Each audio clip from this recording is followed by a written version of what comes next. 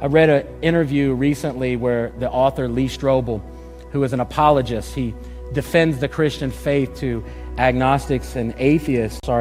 He interviewed 83-year-old Charles Templeton.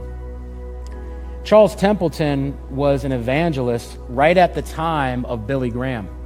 He and Billy Graham both would tour the United States and preach, and many people thought that he was the more naturally gifted communicator.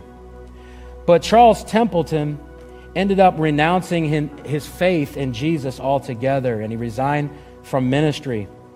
And in the year 2001, he wrote a very sad book entitled Saying Farewell to God. Strobel asked him, and how do you assess this Jesus?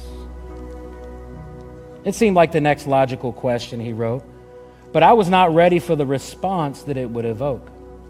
Templeton's body language softened. He was taken back, and Strobel said, you sound like you really care about him. And he said, he's the greatest human being that ever lived. Fighting back tears. And that's when Templeton uttered the words that Strobel said he'd never expected to hear from him. And if I may put it this way, his voice began to crack. I miss him. I miss him.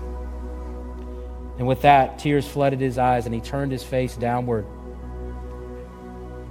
raised his left hand to shield his face from me, and his head bobbed as he wept.